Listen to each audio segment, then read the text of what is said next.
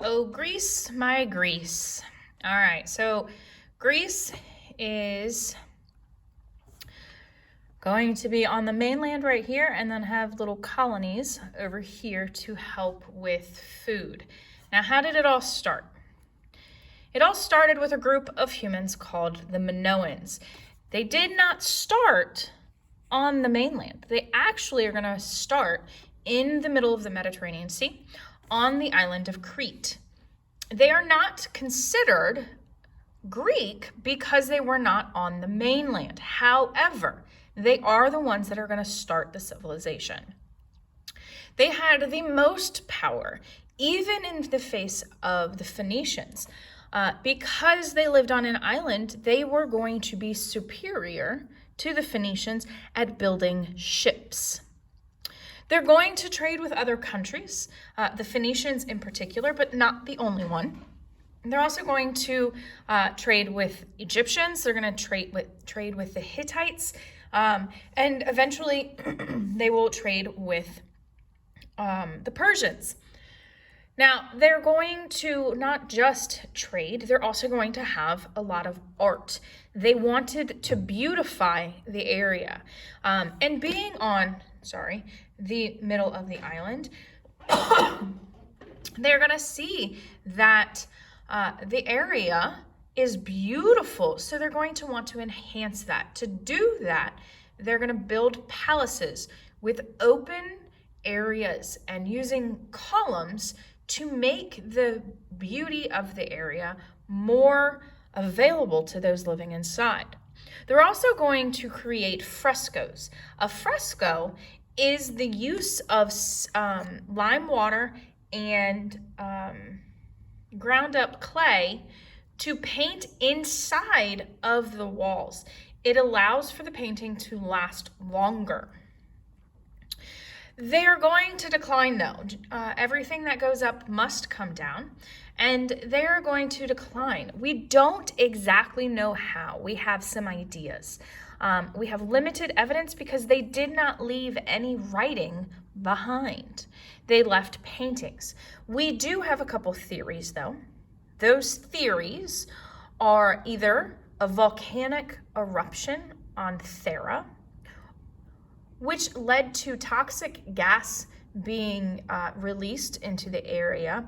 Not only toxic gas, but you also have ash that's going to cover the farms, which reduces your production and could also suffocate people. And then you have the other option of the tsunami. Being in the middle of the Mediterranean Sea does make it a little bit more likely that you will have a tsunami that knocks out food production, lives, buildings, and such. The next group of humans that live in Greece, who are on the mainland, they are considered the very first Greeks, are the Mycenaeans. The Mycenaeans are going to be on the mainland, and they're going to create a city of Mycenae. Very original, I'm aware. Now, their city of Mycenae is going to have the palace in the middle, like most areas, and then we're going to have a wall built all the way around it with houses inside and temples. The city itself is going to have that 20-foot thick, so think wide, wall to keep them safe from intruders.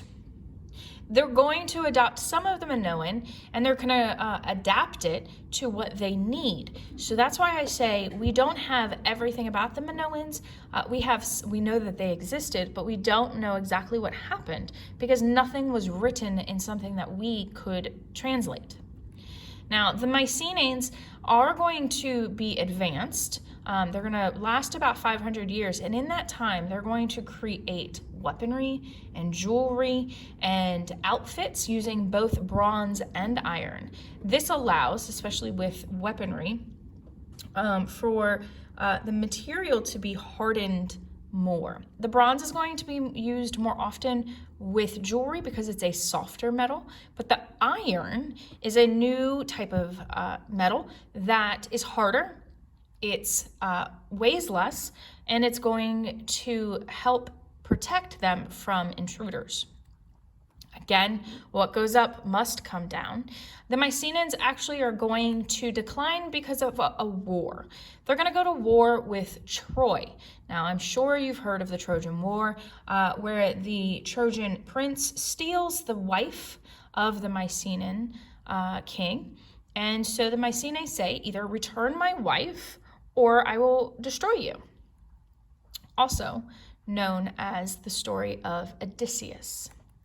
The Mycenaeans are going to fight with Troy for about 10 years. They're going to have naval battles, land battles, trade battles, any type of battle that you can think of. At the end of the Trojan War, what happens is that there is now a new struggle for the Aegean Sea.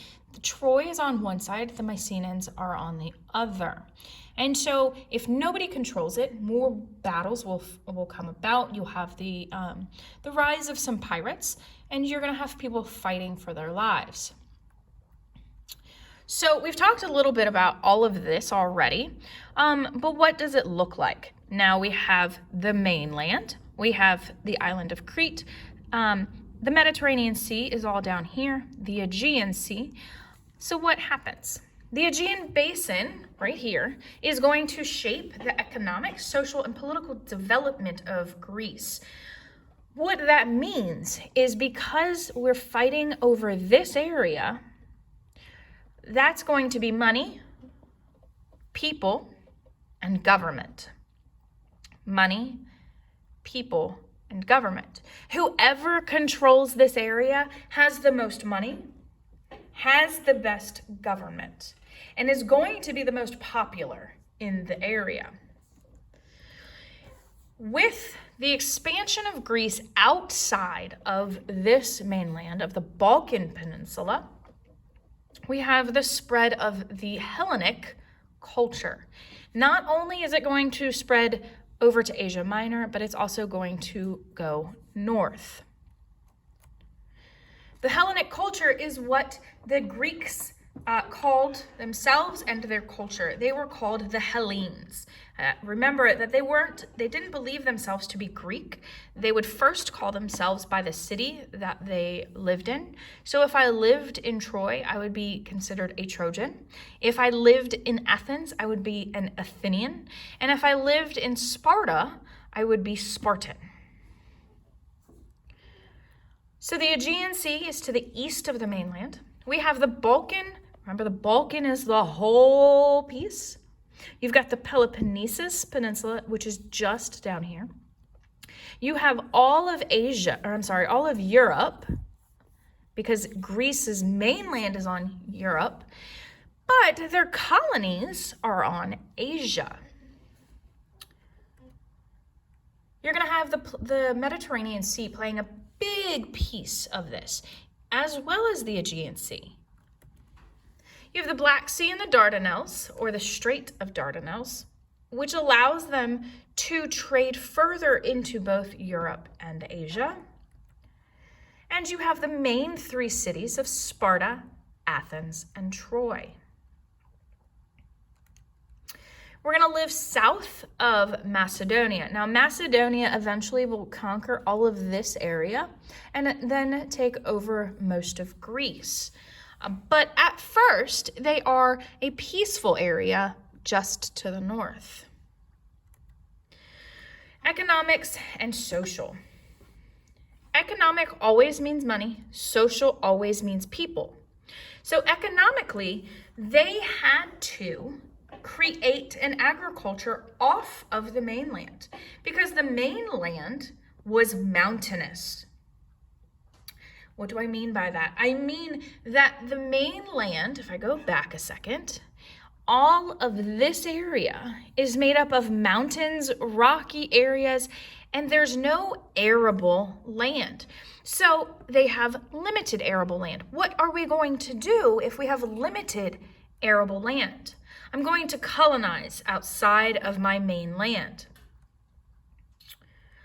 I am able to farm 2 products and then export the fruit or vegetable. I am going to create olives and wine. Those two pieces, two products, are able to grow in a rocky, mountainous climate. The olives and the grapes to make the wine are easily planted, harvested on the side of a mountain. They're going to be able to participate in commerce, trade, and the spread of the Hellenic culture because of these two major exports. Eventually, we will switch over in Greece from a barter system to a currency system.